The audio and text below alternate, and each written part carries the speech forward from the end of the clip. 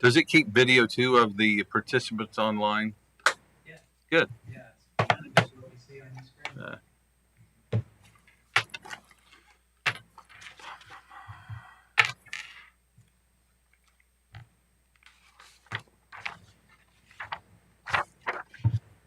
Mm-hmm.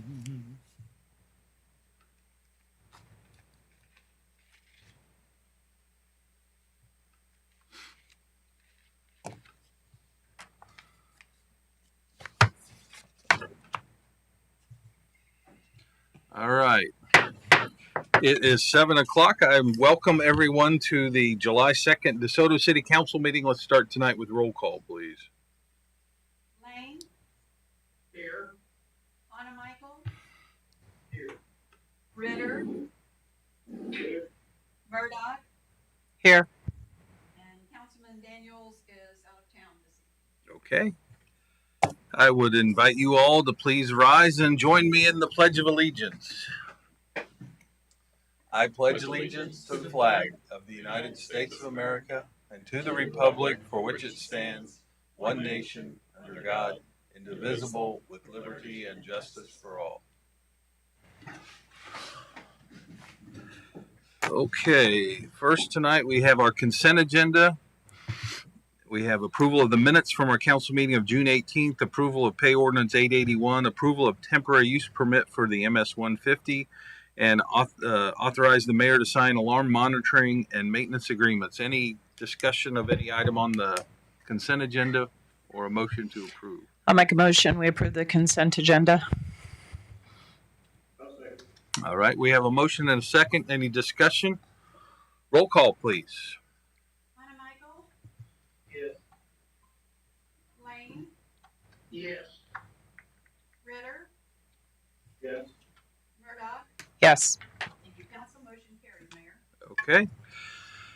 Item 2, call to public. Members of the public are welcome to use this time to comment about any matter relating to city business not listed on tonight's agenda. The comments that are discussed under call to public may or may not be acted on by the council during this meeting. Does anyone wish to address the council tonight? Okay, seeing none, we'll move on. Old business. Item 3, we have none, so we're new business. 4A, consider contracts for engineering services for the 91st Street Roundabout project. Yes, Council, that's my item. You'll remember at the August 16th meeting, Council approved the selection committee's selection. June 16th meeting. Did I say? You said August again. I think that was in the That's in the report. I'm sorry about that. It was in June. It wasn't June. Last year. Committee recommended Affinis as a selection for the consulting needs of the roundabout project, and so since then we've been negotiating with them for a scope and fee on the project. For the most part, it's a pretty straightforward civil engineering, public works type of a scope. It does follow our boilerplate professional services contract language that we've used for a number of years now, and Patrick was involved in the review of that in this case. The scope of the work is outlined in the staff report. Main tasks are pretty familiar. So there's a preliminary design task where the survey data is collected, and really most of the design work takes place. There's a final design, a bidding, and construction services main task headings. And the scope is very detailed. It's included in your packet. I won't go into it in detail, but other than just to say that this one is a little more involved than most public improvement projects, just because of the public engagement and public involvement process that we anticipate. We want people to not be, not have any doubt or any misunderstanding about what the intent is and what the improvements will be and what they'll look like. So we've got a number of meetings with the council and with the public, some open houses, some direct one-on-one meetings for property owners in the vicinity that the consultant will attend and facilitate those meetings. And so as a result, the overall fee for the project is $149,950. That's a little bit higher on a percentage basis than most, but primarily the extra work involves that added public engagement. With us here remotely tonight are Mike McKenna and Chris Farley with the Finnis to answer any questions you might have for them about the scope and fee. The schedule commits them to being able to bid the work by November 13th. We have discussed about bidding the work certainly early in the year. We don't want to be in a position of having to bid this in March or April because bids tend to go up. So we'll work through that, the strategic bidding timeline as we get closer to it. But that schedule is pretty aggressive for a design of this, especially considering the public engagement and some of the time-consuming issues around getting the public informed and engaged and comfortable with the process and the improvements moving forward. So the scope is hourly not to exceed that $149,000. As you might remember, in the capital improvements plan, we do have $150,000 for this year for this effort, so it falls just within that budget. So I'll answer any questions you might have, invite you to ask the consultants who are online with us as well, but we're recommending approval of that scope and fee so we can get the design going. Questions from council? Lori, any?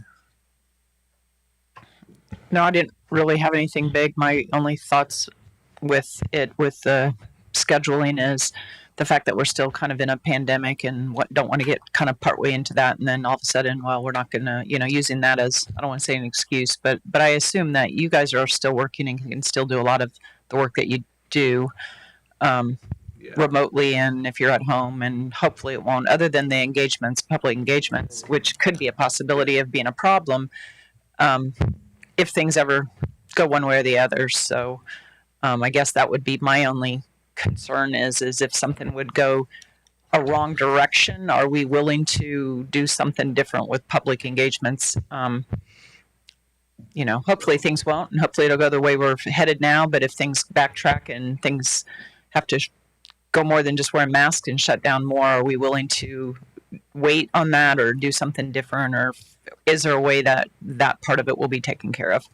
That was one of my primary questions, was how we might handle the public engagement in a COVID environment. So maybe Mike or Chris could address some thoughts on how that might be addressed.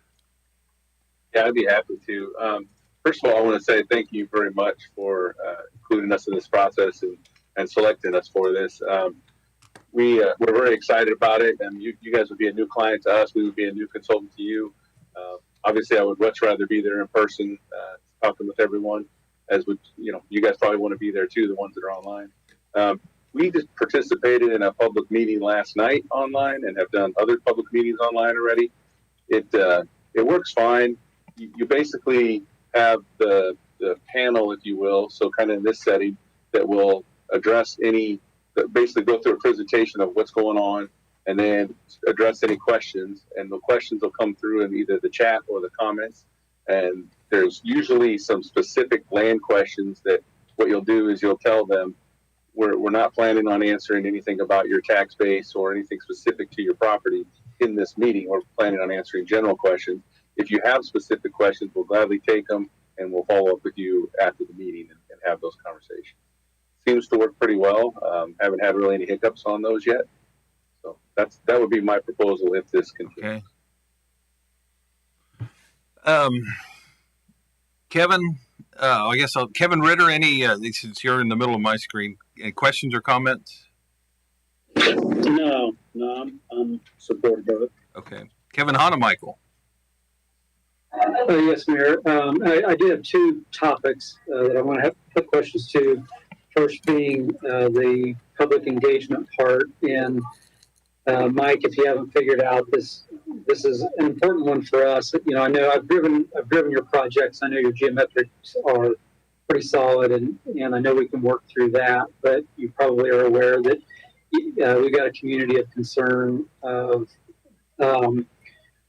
driver safety relative to high school students. Okay, and I know you've got experience with that, and also just traffic flow of a roundabout relative to traffic signals. That we've got a community, at least there's a certain amount of community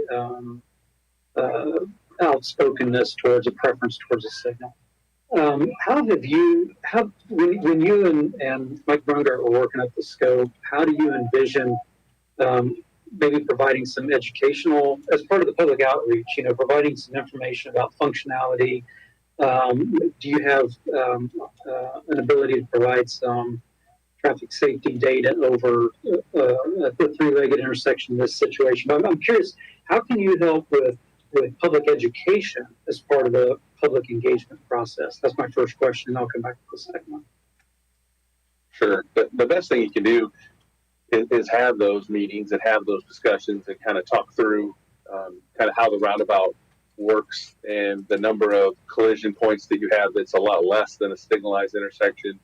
And the fact that the signalized intersection is a guaranteed delay for somebody as they approach the signal, whereas with a roundabout, if there is no traffic and you're in a low traffic situation, you get to keep moving. People always talk about how I got to slow down for the roundabout. Well, but you're still moving. Whereas at a signal, if you got to slow down, you got to stop. And at a stop sign, you're guaranteed you got to stop. So, you got to just kind of go through and have people kind of have a thought process and think through that a little bit. It definitely reduces any kind of T-bone or right angle type accidents that are usually your more severe accidents. So when you're talking about the safety of your kids, you're probably talking about worst case scenario property damage as opposed to, getting anyone hurt. So that's a positive thing. I can tell you the ones that we had most recently on Blue Valley that we shared the video with, that is where my kids go to school. And so that one was even more special, right? Because it's where your actual family is going to school. And I was happy to report that my son came home and he was driving back and forth, and he said, it literally took me 10 minutes to get there when it used to take me 25. So that'll give you an idea of just some of the time savings that they can create by guiding traffic in and out smoothly. We originally planned on that project having a bunch of cones set up and having kids practice driving through it and having parents practice driving through it and get comfortable with it. And by the time we were done with the meetings and discussing the process and showing how you would drive through a roundabout, it became like second nature to the parents. Because I can tell you right now, your kids learn things so fast that they're going to have no problem doing the roundabout. They'll be fine with it. Okay, and then I like that. I like hearing that you've got a personal story to tell in that when you're working with our citizens. My second question relates to some information you had in your proposal, and that is sort of related to I'll call it the offsite improvements or the offsite circulation, offsite relative to the public right-of-way, in particular the commercial area in the southwest corner there. And Councilman Ritter's a owner of a retail establishment in that strip as well. Did you and Mike Brungart and Mike McKenna, did you guys talk about any thought in design, configuration, or layout other than the drive entrances? Because I know you talked about some I'll call it offsite circulation or on private site circulation. Did you talk at all about providing some of those concepts or providing some of that interface with those private property owners? Yeah. Oh, go ahead, Mike. I'll just start just quickly.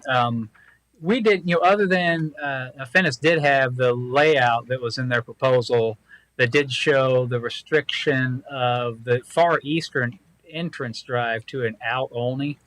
If I'm remembering right, Mike. Other than that, we really haven't gotten too specific about the exact layout and how traffic circulation might work within that development. But I know recently Councilman Ritter brought it up. People are turning into Casey's trying to get down to that strip mall. I think that's something we do need to follow up.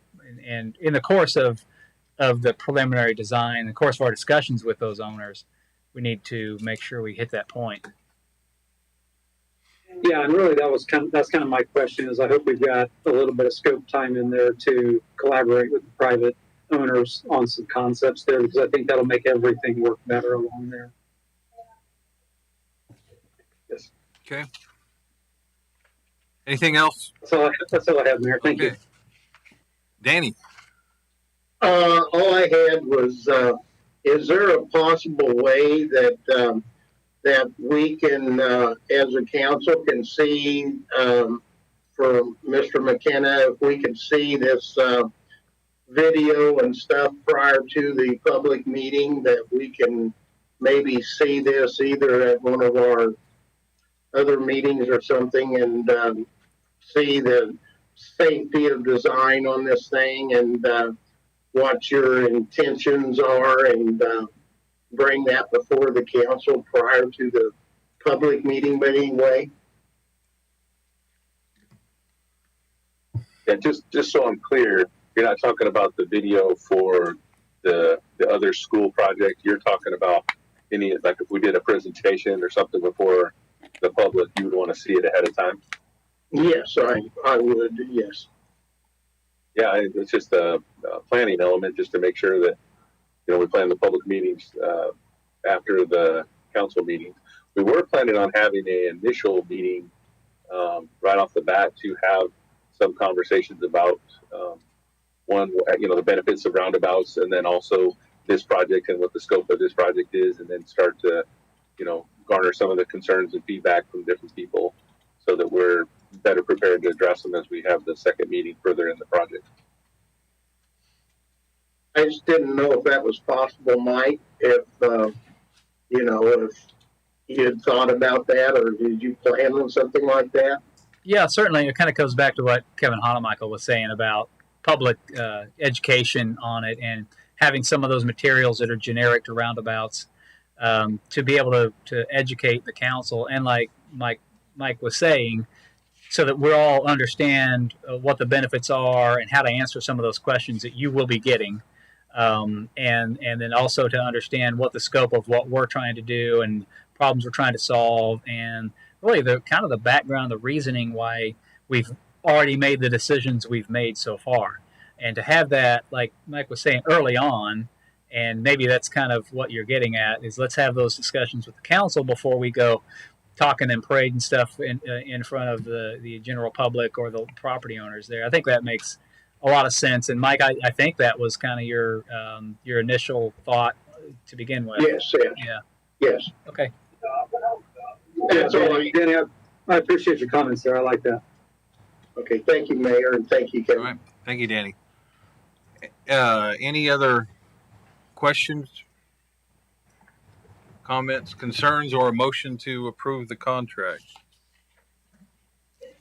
Yeah, I will make a motion to authorize the mayor to enter into an agreement with the Finnis Corporation for roundabout design in the form of agreement presented at the meeting tonight, and in an amount not to exceed $149,950. I'll second the motion. All right. We have a motion and a second. Any discussion of the motion? Roll call when you're ready, Lana. Ritter, Yes. Murdoch, Yes. Lane, Yes. Hanemichael. Yes. Thank you, council. Motion carried. Okay.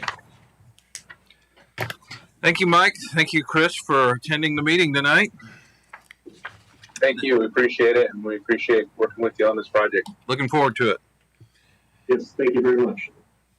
Our next item is to consider Park Board recommendations for public survey relating to the March 2020 bond referendum. Yes, Council, this is a topic that the Park Board's kicked around for a couple of months, ever since the referendum was narrowly defeated in March. Seems like a long time ago, but really wasn't all that long ago. We all know the atmosphere socially and geopolitically in the world in March, and really no one's delved into, other than speculation, as to how or whether that impacted the vote. But the Park Board feels a need to have some direction moving forward from the general public about what it is they should be focusing on, or the city should be focusing on, and kind of how to guide their recommendations up to you in terms of future park improvements or programming related to funding within just existing general fund revenues or within the capital improvement plan. So they've kind of been working on this concept of an online public survey, a brief one to just kind of get a little bit of an idea about what it was about the referendum that was popular as opposed to what it was that was not popular, so they can further those discussions. So the last couple of board meetings, we talked about the language of the survey, the questions. We're keeping it to 10 questions, and Park Board wants to distribute this. Timing is another thing. We know we're still in a weird world right now, and it may skew results of surveys. People still might have feelings that 12 months from now they won't have just because of the uncertainties. But we didn't want to get too far out from the referendum so that people forgot what it was about and forgot, basically the issues, or never heard about it and didn't vote. So Park Board decided that maybe July the timing was right to submit this to the public. So we wanted to get it in front of you, get any feedback you might have. If you're apprehensive about putting out a public survey, because it's coming from the city of DeSoto, then let us know. But what we'd like to do is get this distributed in July sometime, probably toward the middle of July, before we get the survey up and ready to push it out. And we'll push it out on social media. We might push it out through the Sportsman email list that the Parks Department has, or some other means. So that's it. Just wanted to get your feedback and hear whether or not you approve or disapprove of moving forward with this. Okay. Comments? Lori, any comments? No, I think it looks like a fine questionnaire. I Any don't have issues with the problem. timing? No, I think it'd be fine. Okay. Danny. No, I would like to see this myself, and if we can get it out. Do you think that it might better go if we use the swimming list? Do you think that might be better, Mike? I'm not sure how segmented the email list that Jay and Justin have, because everybody who signs up for a recreation program puts their email on that list, and that's kind of the list we have.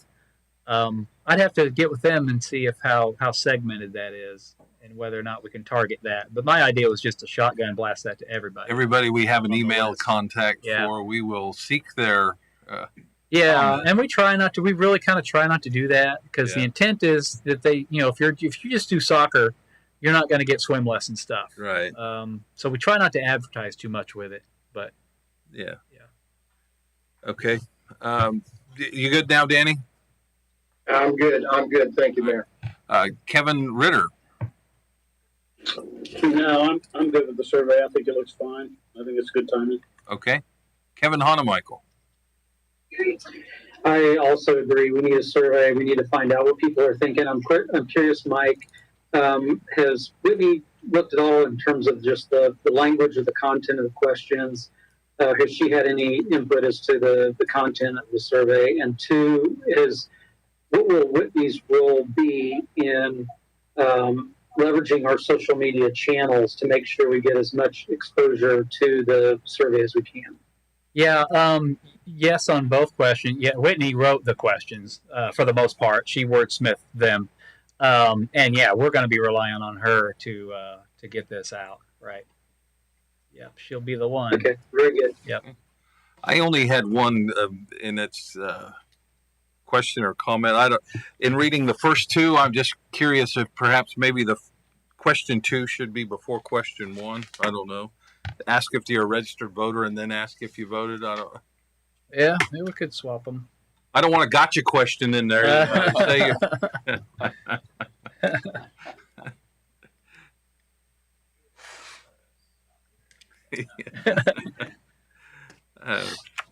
It's just the way it seemed logical to me that the progression of the questions. But of course, I was part of the discussions with the park board, or there to listen, and so I'm agree it's time to see if we can get some answers.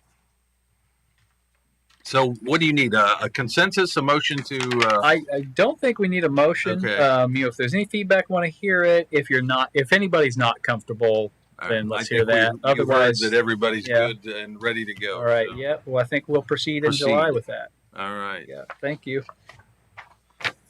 Okay. Now we'll go to executive session. Oh, no, we don't have any, do we? Executive session.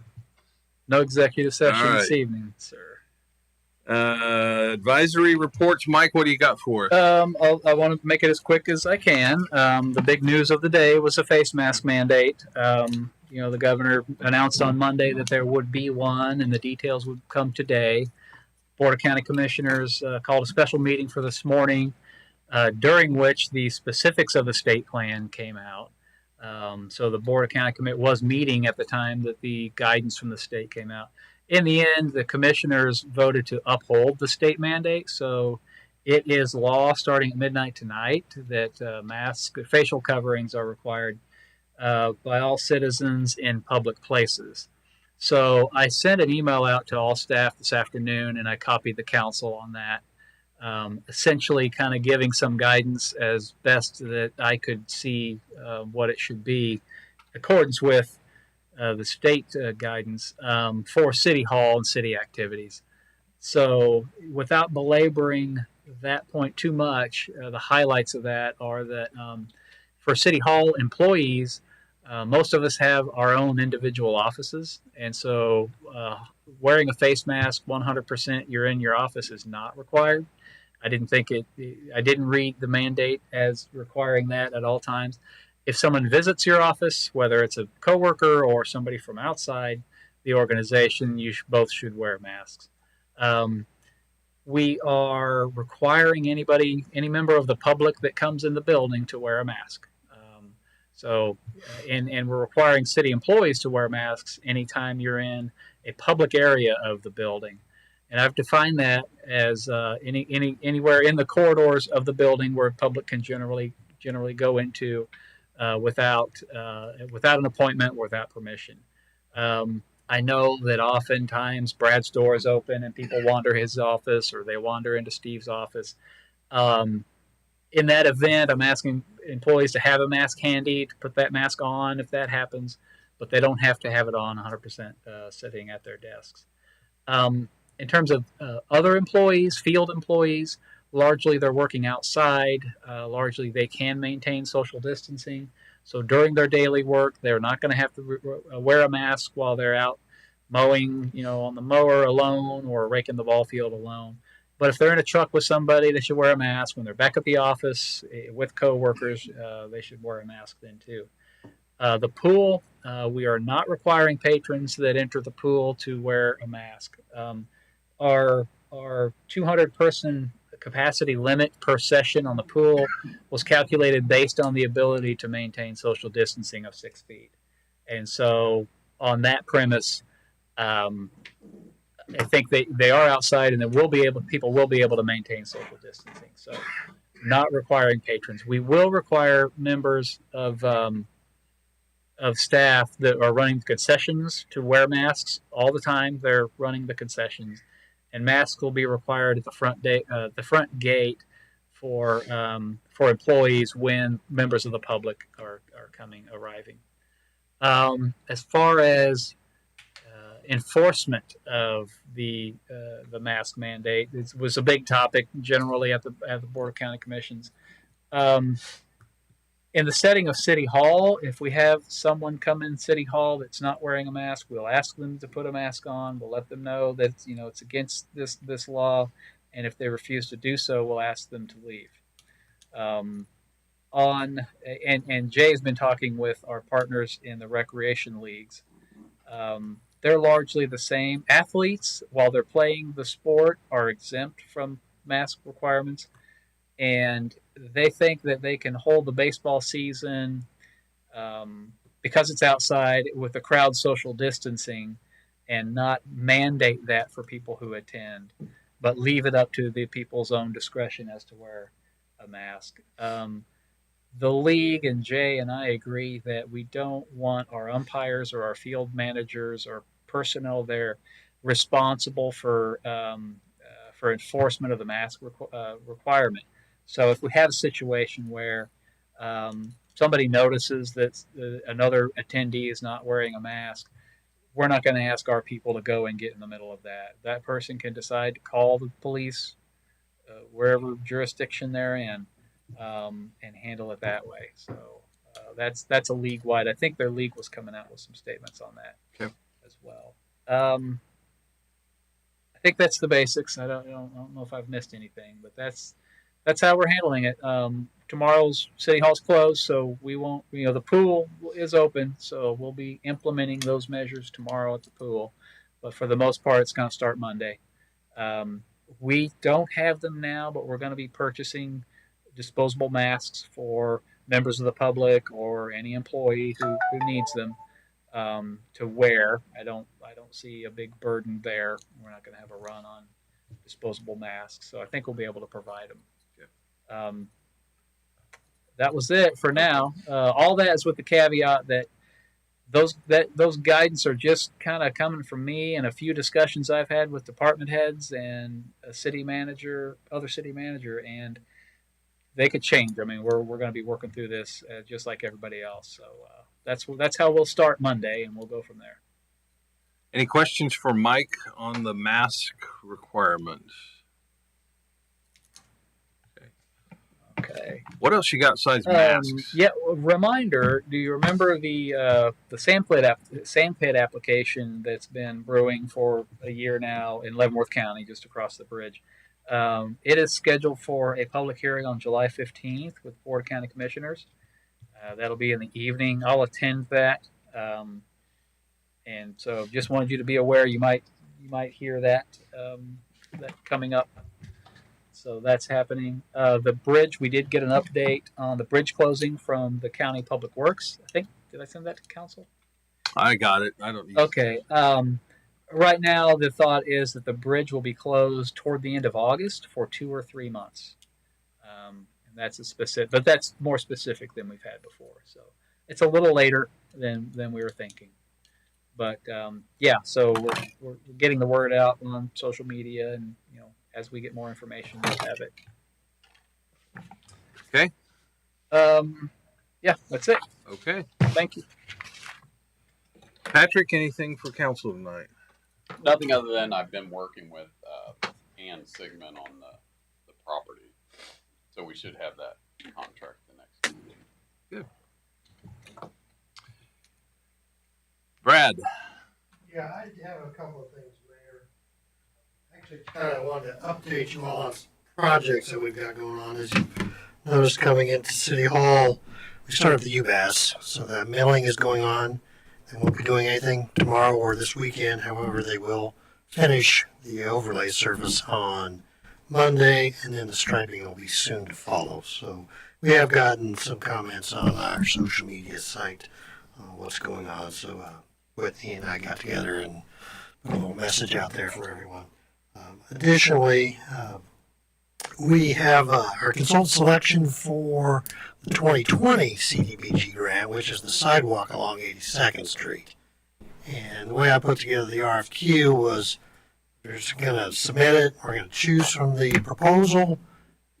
Mike and I were going to be on the committee. We want to have a third person. I want to see if there's any council would like to do that, but we would like to make that decision that day. It's July 15th is when the proposals are due. We'd like to just make it.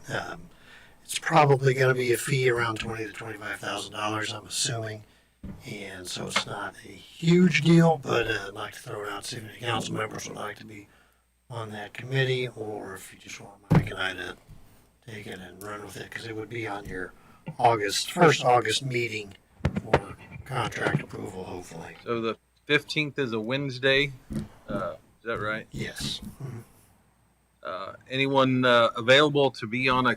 Are you going to meet during the daytime then? Or? Yeah, I was thinking they're due at 2 o'clock, so sometime that Like afternoon. 3 o'clock then? Or even, 3 o'clock or early evening, but 3 o'clock would be best. Anyone available like to step up and read proposals on the 15th of July? They're only, 12 pages long, so it's not like it's going to be a lot of resumes, some things like that, so should go pretty quickly. I'm busy.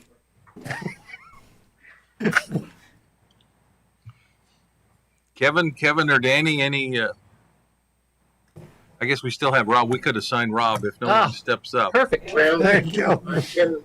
I can be available All right. Thank you, Danny. if you need me. We can get those out digitally, and we can meet video conference too. Yeah, we That can do helps. certainly. Yeah.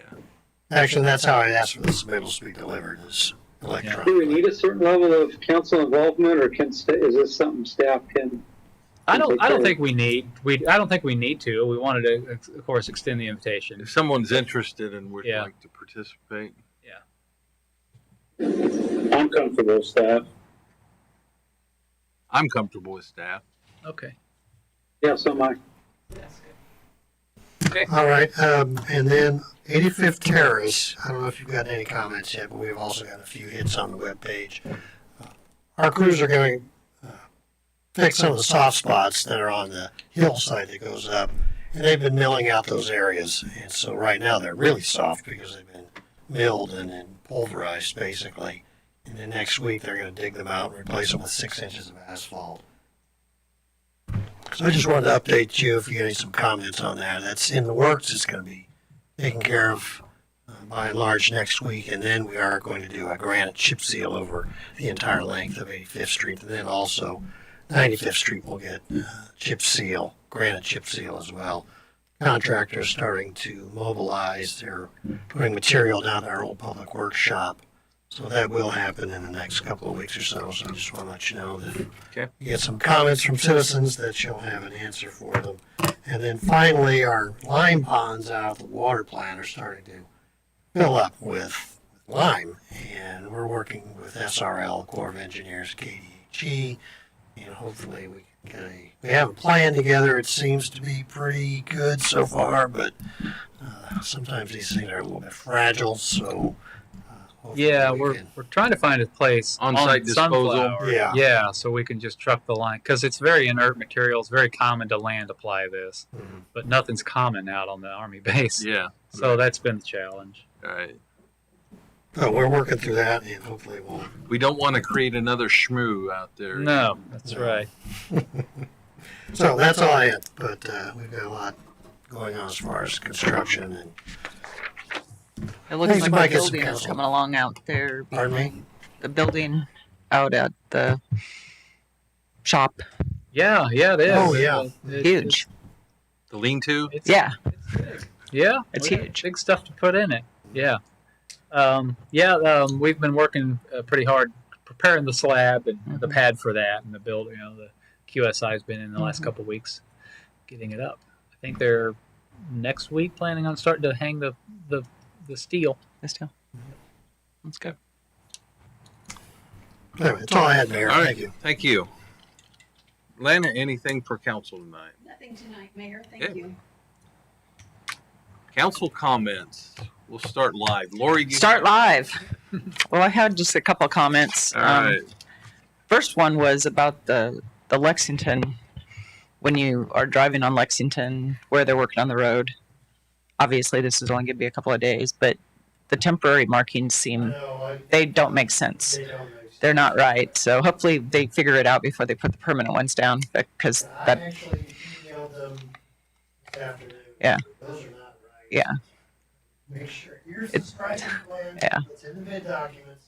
Make sure you put it down like this. yeah, it seems like it could cause some problems. But the other thing that I want to bring up is, which I'll continue to bring up until I think that this thing is taken care of, but is the property around Jake's. I realized that temporary occupancy was granted, even though I was hoping that they had to have things a little bit more complete before they did, because I have a feeling we're going to be looking at this, and you're going to hear me saying this quite a few meetings before things get done. But, there's no reason that some of the stuff didn't get finished. There's no reason that the sidewalk isn't clear, and there's holes right next to the sidewalk, and there's cones and rebar and wooden things, and still the yellow barrier that was across the concrete before it got taken down to open up. There's no reason any of that's still laying around there.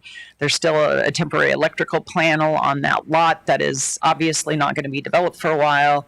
There's a hole in that lot. The retaining wall wasn't done. I assume there's a retaining wall going between them and the motel. If not, I'm not quite sure what they're doing with that little hump of dirt. But,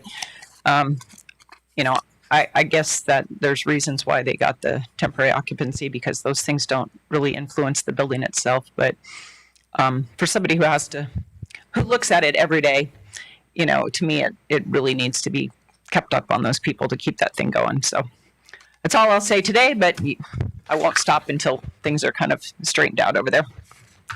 The last thing I had was I was asked to share with council. I already had shared with Mike and the mayor about the Friends of the Caw and a project or a trip that they're doing. And they had, Don Bueller, who is the river keeper with the Friends of the Caw, had sent me a email to forward, but I didn't think that was legal for me to do. So I made copies here and I can forward it to somebody. There's no one here to give the copies to, but there is going to be the Friends of the Caw, there's a group of 5 or 6 of them that are traveling the complete 173 miles along the Kansas River. And they'll be at the DeSoto boat ramp on Friday, July 24th at about 1:30. They're going to stop here for lunch. So they're wanting, not really necessarily asking us to buy them lunch, but I thought it might be a nice gesture for us to maybe get some pizza and bring down to them. I'm going to try to get the Rotary to kind of be there too. So if the city, if there's not many, unfortunately, it's a day I'm not sure I'm going to be able to get off yet. I'm going to maybe try, because if anybody wants to jump on the water with them and then ride from the Riverfest Park to Cedar Creek ramp, that would be something, that they're willing to have people come ride or float that lasts, for a couple hours. I guess that's about a 4-hour float.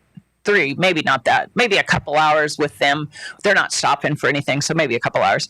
It doesn't take that long. So anyway, they just wanted me to share that all with them. They are going to be doing like a blog and talking up the cities along the way. So just talking about what we have available there, the parks that are there, are there bathrooms down there, what kind of food is there in DeSoto, that type of thing. So it's a good, the Friends of the Caw are doing something good in promoting our city. And I've always said, with having 2 boat ramps, it really gives us a really big advantage to be able to have people stay in our town when they're doing that. So I may just forward this email if it's all right. I can forward it to everybody legally, right? I mean, there's no issue with me sending it. Okay, I'll just do that right now. So did you get the same one that I got here? No, I got the one you sent me. Okay. Okay.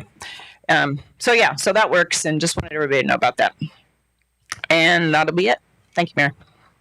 Thank you. Lori, are you open for a question? Sure. Did they ever do the life preserver thing at down at Riverfest Park that you were talking about one time? I don't know. I don't know, Danny, if the one has gotten here yet. I think there has been one installed somewhere. That was one of those situations, one of those things that kind of got delayed a little bit because of the COVID situation. And the green team, I believe, with Evergy was helping working on that. So I think it's been a little bit delayed, but it seems like there has been one. I don't know if the DeSoto one's been installed yet, because I know they wanted to kind of highlight that one a little bit when they did do it, but they may have one somewhere else on the river that has been finished. But I can find out more. So, Danny, you want to go ahead? Any comments for council tonight? Yeah, just one, Mayor, quick. I had several calls on the and comments on the mowing down in Cedar Creek. They did a good job. I wanted to make sure Mike thank Ron and his crew for that, and got a lot of the stuff caught up out here along that roadway. But that's all I had tonight, Mayor. Thank you. Okay, thank you, Danny. Kevin Ritter? No, I don't have anything tonight, Mayor. Lori, was you wanting us to try to maybe give something towards that? I'm not against that. A donation to the event or the Yeah, I don't know that they were actually asking too much. I mean, I know on their form and on their email and stuff, they have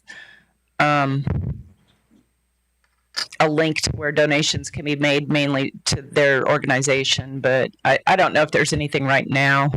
It's mostly just informed so we can have Whitney and maybe Just really kind of want people down there just to kind of, you know, when they're stopping in and they're doing little videos and stuff, it'd be nice to have some of us down there.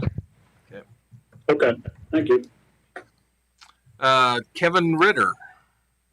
No, Kevin Honemichael, sorry. Kevin Ritter got to go twice. Just a couple of quick things on the mask topic. First, I want to commend Mike Brungart for how quickly you got the email out regarding the city's policy for the mask requirement. Very good that you got that out so promptly. It's good to give guidance to your staff in that way. So great job getting that out so quickly. And then the second thing is I just wanted to relay that I had talked to our chamber exec, Sarah Ritter, yesterday, and maybe some of you did as well, because I was curious where the DeSoto Chamber was going to stand. And the DeSoto Chamber did enter in with a consortium of Chamber of Commerces throughout Johnson County on a letter to Chairman Eilert in support of the mask requirement to the end that we're doing what we need to do to keep businesses open and not let this thing degrade into a situation where we're having to close things again. So I just wanted to relay that the chamber and business community in DeSoto was in support of that. That's all I have, Mayor. All right, thank you. Actually, I don't know. I just encourage everybody to wear masks. It just doesn't. It puzzles me how that can be such a burden for anyone to have to do. I mean, it's a little uncomfortable and it's pain, but if it can keep businesses open, keep people healthy, then by gosh, let's do it. And with that, I would entertain a motion to adjourn. I'll make a motion. We adjourn. All in favor? Aye. Aye. Opposed? We're adjourned.